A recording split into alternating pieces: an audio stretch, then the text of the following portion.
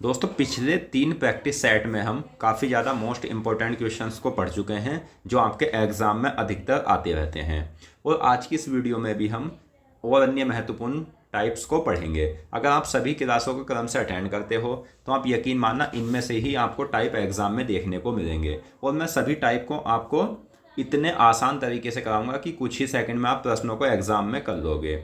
और आपका तैयारी भी चेक हो जाएगी कि आपने अभी तक मैथ्स में मतलब कितना आता है या कितने प्रश्न आपको आते हैं। ये उसी प्रकार का प्रैक्टिस सेट है जिस प्रकार से एग्जाम में क्वेश्चन पूछे जाते हैं, यानी एक चैप्टर का एक प्रश्न, एक चैप्टर का एक प्रश्न, इस तरह से।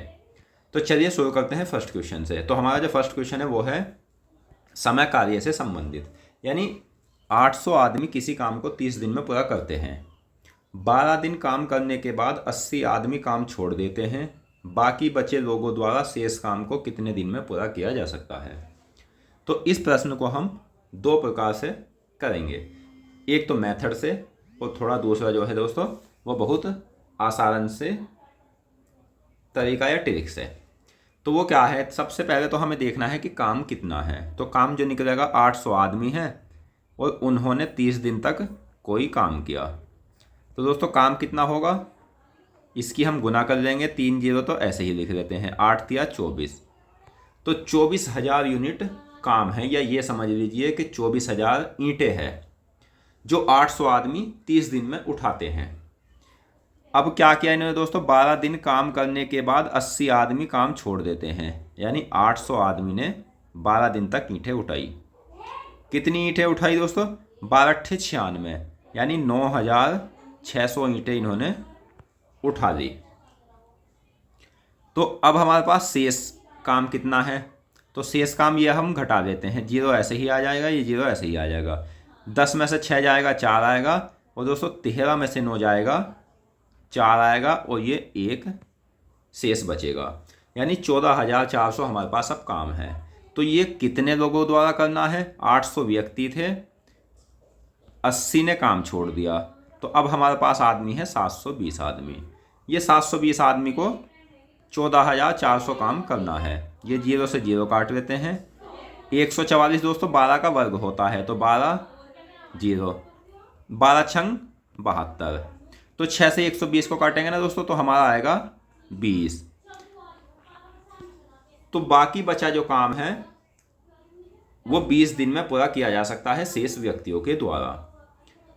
और दोस्तों ये पूछा जाता यहीं कि बाकी जो काम है वो कितने अधिक दिन में पूरा होगा। जो मेन काम दिया था इन्होंने, जो दिन दिए थे, तो वो ऐसे कर लेना आपको कि 12 दिन तो पहले कर लिया था काम, और 20 दिन ये 32 दिन, यानी 2 दिन बाद अगर ये पूछ लिया जाए कि काम नियत समय से कितने दिन बाद पूरा होगा, तो वो आम का आंसर 2 आ जाएगा। और आपको इसे एग्जाम में ऐसे नहीं करना है। एग्जाम में दोस्तों आपको इसे कैसे करना है वो भी मैं तरीका आपको बता देता हूँ। तो एग्जाम में आपको ऐसे करना है, या तो इसकी ट्रिक ये समझ लीजिए कि फर्स्ट आदमी गुना दिनों का अंतर बटे शेष आदमी। तो दोस्तों पहले आदमी कितने थे, 800, दिनों का अंतर कितना है, तो वो है दोस्तों 8, और शेष आदमी है 720। तो ये जीरो ऐसे ही, 8 नम 72। ये दोस्तों यहाँ 18 आएगा, तो जीरो से जीरो, 18 चौक 72, और 20 चौक 80।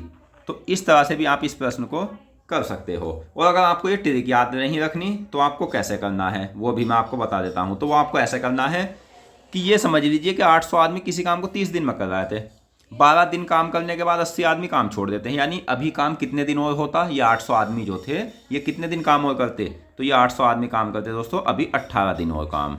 तो ये तो शेष काम हो गया। अब हमारे पास आदमी कितने हैं, तो 720 आदमी हैं। तो इस तरह से भी आप इस प्रश्न को कर सकते हो।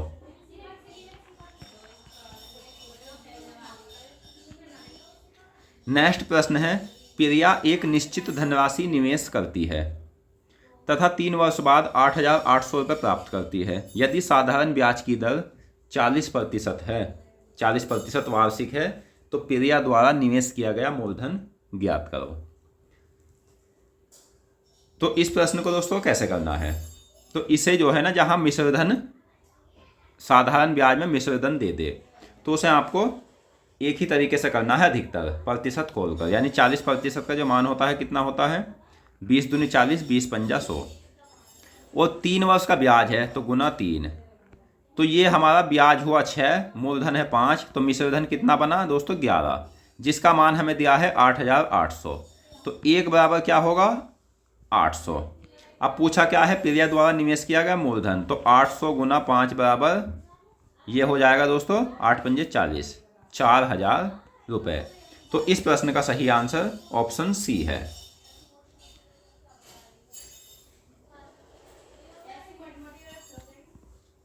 नेक्स्ट, दो दोस्तों को उनके बैंक खातों में 2,000 का बोनस मिला। उनके बैंक खातों में पहले ही क्रम से 47,000 रुपये और 54,000 रुपये की धनराशि मौजूद थी।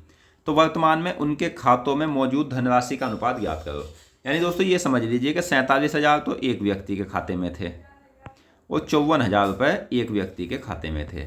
अब इन्हों क्या हुआ है कि 2,000 रुपये और इनके खातों में जुड़ गए, बोनस मिल गया। तो इनके खातों में कितने रुपए हो गए, एग्जाम में आपको इसे डायरेक्ट करना है दोस्तों।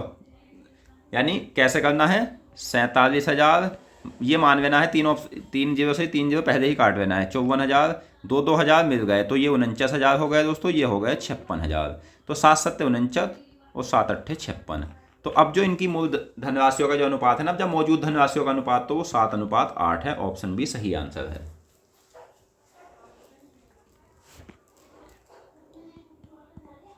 नेक्स्ट प्रश्न है, एक व्यक्ति 75 किलोमीटर प्रति घंटा की चाल से किसी निश्चित दूरी को 8 घंटे में तय करता है। समान दूरी को 6 घंटे में तय करने के लिए उसकी चाल कितनी होगी। तो दोस्तों चाल का जो सूत्र होता है ना, चाल होता है चाल बराबर दूरी गुना दूरी बटे समय। तो अब हमें दूरी तो पता नहीं, दूरी क्या है, तो दूरी क्या है दोस्तों, कोई व्यक्ति 75 किलोमीटर प्रति घंटा की स्पीड से गाड़ी चला रहा है और वो कहीं 8 घंटे में पहुंचा। तो कुल दूरी कितनी होगी, 8 पंजे 40, 8 सत्ते 56 और 4 60। तो दूरी हो गई 600 किलोमीटर। अब वो व्यक्ति 6 घंटे में तय करनी है उसे दूरी को, तो गाड़ी कितनी स्पीड से चलानी चाहिए उसे, 100 किलोमीटर प्रति घंटा की स्पीड से।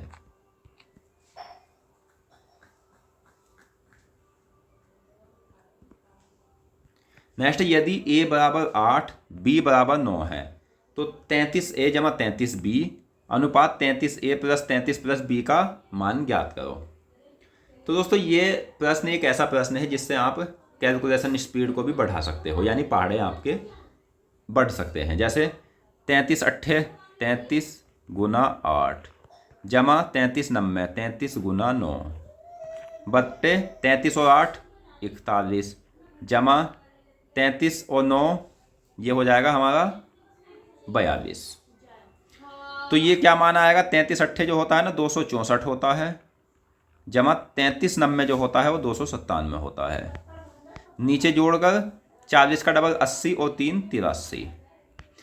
तो ये अब हम जोड़ देते हैं, 4 7 11 का 1, 9 6 15 और 1 16, 2 2 4 और 1 5 बटे 83। तो दोस्तों 561 अनुपात 83 इस प्रश्न का आंसर है।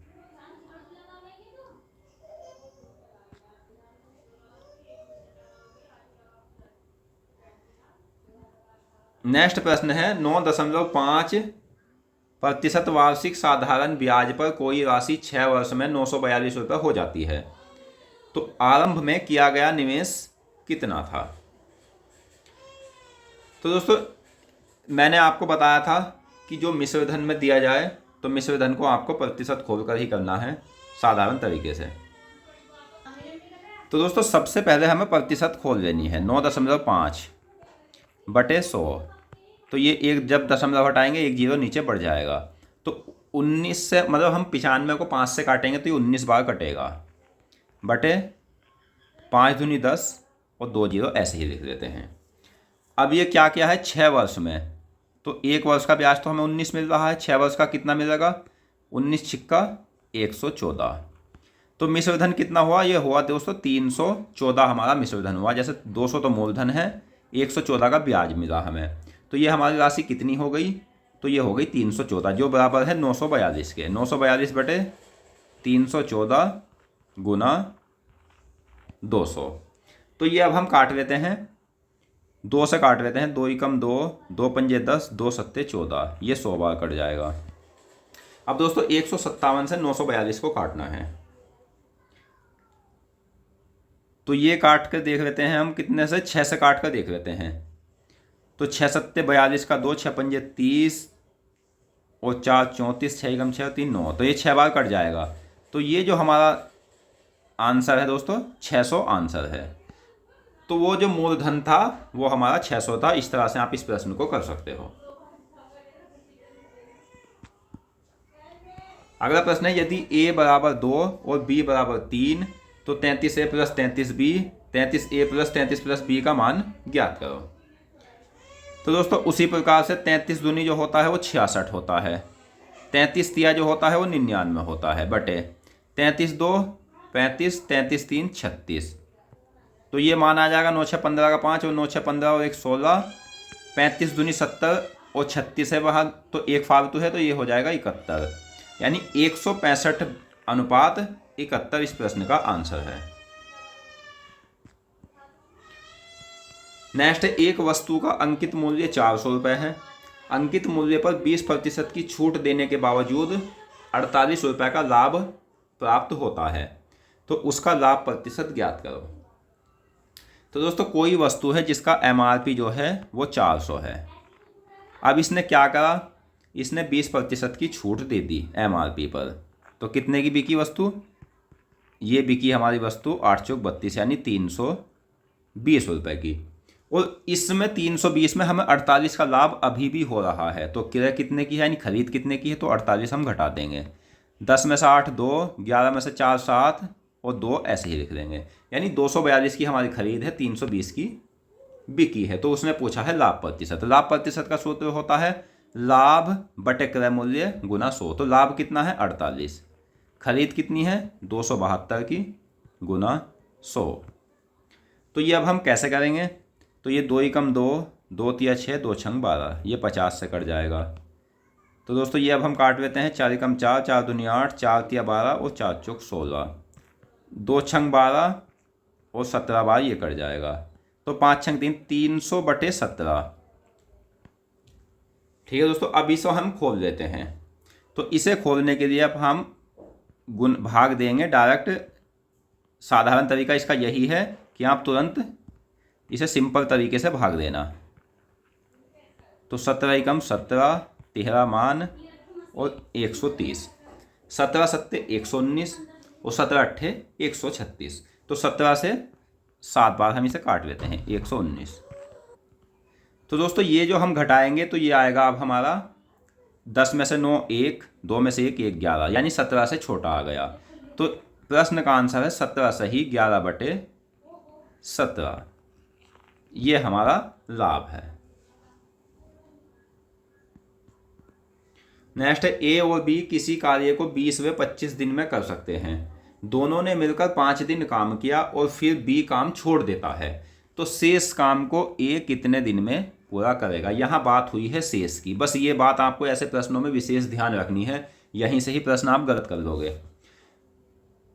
तो ए और बी किसी काम को 20 और 25 दिन में करते हैं। दोनों ने 5 दिन काम किया, बी छोड़कर चला गया, तो शेष काम ए कितने दिन में करेगा। तो वैसे दे देते हैं 20 और 25 का वैसे आएगा दोस्तों 100, 20 पंजे 100, 25 चौका 100।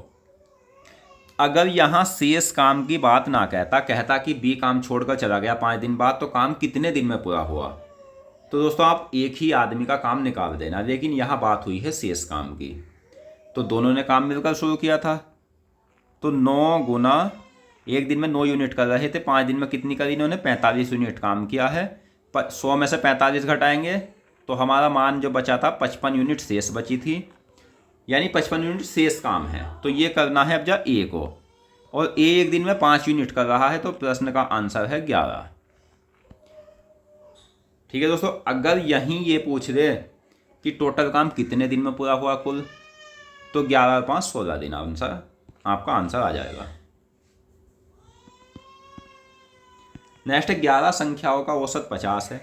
पहली 6 संख्याओं का औसत 54 है और अंतिम 6 संख्याओं का औसत 48 है। तो छठे विषय में अंक बताओ। तो ये प्रश्न जो हमें करना है दोस्तों, तो हम बहुत इसे साधारण ही तरीके से करेंगे, क्योंकि अगर आप इसे ज़्यादा ट्रिक के चक्कर में या शॉर्ट तरीके के चक्कर में पढ़ोगे तो आप प्रश्न को गलत कर लोगे। तो इसे कैसे करना है? 11 संख्याओं का औसत है 50, यानी 11 पंजे 55, 550। 6 संख्याओं का औसत 54 है। बस इसके लिए आपको पहाड़े याद होने चाहिए। 6 चौक 24, 6 पंजे 30 और 2 32। अगली 6 का 48 है। 6 48 का 8, 6 चौक 24 और 4 28। तो इन दोनों को अब हम जोड़ देते हैं। 8 4 12 का 2, 8 2 10 और 11, 3 2 5 और 1 6, यानी 612। तो 612 में से दोस्तों जब हम 550 घटाएंगे तो ये मान आएगा हमारा 2। 11 में से 5 गया 6। तो इस प्रश्न का आंसर आपका 62 है। तो इस तरह से आप इस प्रश्न को कर सकते हो। नेक्स्ट, 1000 रुपये का 4% प्रतिवर्ष वार्षिक चक्रवृद्धि ब्याज की दर से 2 वर्ष का ब्याज क्या होगा? तो इसके भी दो तरीके हैं। दोनों तरीके इतने मतलब बहुत आसान तरीके हैं, इतने लेंदी नहीं है, लेकिन सक्सेसिव का तरीका बहुत आसान है। तो पहला क्या है? प्रतिशत खोलकर 4% का मान होता है 1/25। 2 वर्ष दिया है तो एक ब्याज मिल रहा है, 25 मूलधन है तो 26/25। इन दोनों का वर्ग कर लेते हैं। तो 26 का जो वर्ग होता है 676 होता है और 25 का वर्ग होता है 625। ब्याज पूछा है तो 1000/625। ब्याज कितना है इन्हें हम घटा देंगे। तो 6 में से 5 जाएगा 1, 7 में से 2 जाएगा 5, यानी 51 रुपये का हमें ब्याज मिल रहा है। ठीक है दोस्तों, तो ये अब हम काट लेते हैं। 25 चौक का 100 और 25 से 625, 25 बार कट जाएगा। 5 अट्ठे 40, 5 पंजे 25। तो ये अब हम गुना कर लेते हैं। 8 एकम 8 और 8 पंजे 40। ये 5 से काटेंगे। 5 अट्ठे 40, 5 एकम 5 और 5 छंग 30, यानी 81.60 रुपये इस प्रश्न का आंसर है, यानी ब्याज है। और सक्सेसिव का जो तरीका है वो भी मैं आपको बता देता हूँ। उससे तो आप कुछ ही सेकंड में इस प्रश्न को कर लोगे। बस आपको सक्सेसिव याद होने चाहिए। और मैं आपको, अगर मेरी क्लास सभी अटेंड करते हो तो एक एक करके सभी सक्सेसिव बहुत साधारण तरीके से याद करा दूंगा। तो सक्सेसिव क्या है? वो ये तरीका है कि 4 का 2 जो ब्याज होता है ना दोस्तों, वो होता है 8.16। ठीक है, अब ये क्या है? 1000 दिया है तो मूलधन तो 100 माना ही जाता है। तो ये अब हम गुना 8.16, 2 से 0 816 और 1 0 ऐसे ही लिख लेते हैं। तो ये 2 अंक के बाद दशमलव है तो यहाँ 2 अंक के बाद लगाएंगे तो 81.60 इस प्रश्न का आंसर है। तो ये सक्सेसिव का तरीका है। नेक्स्ट, यदि a बराबर 4, b बराबर 5 तो 33a जमा 33b अनुपात 33a प्लस 33 b का मान ज्ञात करो। तो वही 33 गुना 4 जमा 33 गुना 5 बटे 33 4 37 और 33 5 38। 4 तिया 12 का 2, 4 तिया 12 13, यानी 33 चौक का जो होता है दोस्तों 132 होता है और 33 पंजे जो होता है वो 165 होता है। 37 और 38 को जोड़ेंगे तो क्या आएगा? तो 37 दूनी जो होता है दोस्तों वो होता है क्या? 74, लेकिन एक फालतू है 38, तो ये हमारा मान हुआ 75। तो ये अब हम जोड़ देते हैं। 5 2 7, 6 3 9 और 2/75। 297 अनुपात 75 इस प्रश्न का आंसर है।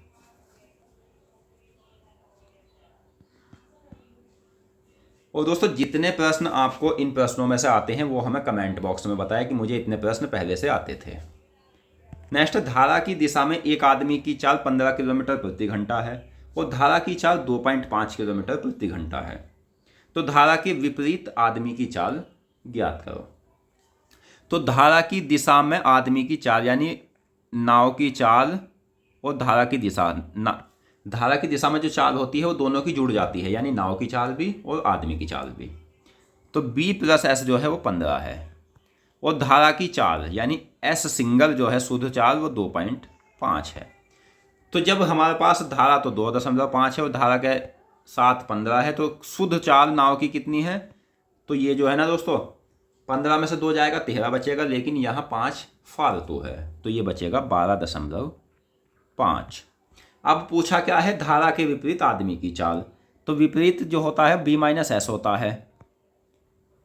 तो अब हम कैसे करेंगे?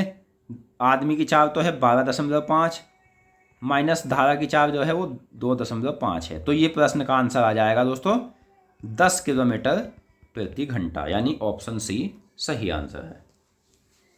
तो इस तरह से आप इस प्रश्न को कर सकते हो। नेक्स्ट है, एक टंकी में लगे 2 पाइप एक साथ कार्यरत हो तो टंकी 12 घंटे में भर जाती है।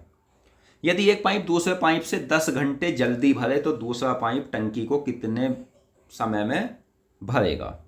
तो दोस्तों ये प्रश्न आपको अगर कम समय में करना है तो इसके लिए आपको ऑप्शन का तरीका अपनाना होगा। और वो ऑप्शन कैसे अपनाना है, क्योंकि दोस्तों इसमें क्या है कि 2 पाइप एक साथ है तो दोनों टंकी 12 घंटे में भर रही है और एक पाइप दूसरे पाइप से 10 घंटे जल्दी भर रहा है, तो दूसरा पाइप टंकी को कितने समय में भरेगा। तो ऑप्शन से हम मान लेते हैं, चलो ऑप्शन डी 30 मान लेते हैं। दूसरा पाइप 30 मिनट में भर रहा है, पहला पाइप 10 घंटे जल्दी भर रहा है यानी 20 मिनट में। तो अब हम देख लेते हैं, तो शुरू की कंडीशन अप्लाई करके देख लेते हैं कि लगे दोनों पाइप एक साथ कार्यरत हो तो टंकी 12 घंटे में भर जाती है। यानी दोनों का जो सूत्र होता है वो होता है गुणनखंड बटे योग। तो 20 गुना 30 बटे क्या होता है दोस्तों 50, ये ऐसे ही। तो 0 से 0 5 छंग 30, तो 6 दूनी 12। तो हमारी ये कंडीशन अप्लाई हो गई। तो इस प्रश्न का आंसर है ऑप्शन डी 30। तो दोस्तों आज की इस वीडियो में हमने मोस्ट इम्पोर्टेंट कई टाइप्स को पढ़ा और मैं आशा करता हूँ प्रश्न आपको अच्छे से समझ आ गए होंगे। या कोई भी डाउट हो आपका तो वो भी हमसे कमेंट बॉक्स में पूछ सकते हो। तो मिलते हैं नेक्स्ट वीडियो में। धन्यवाद।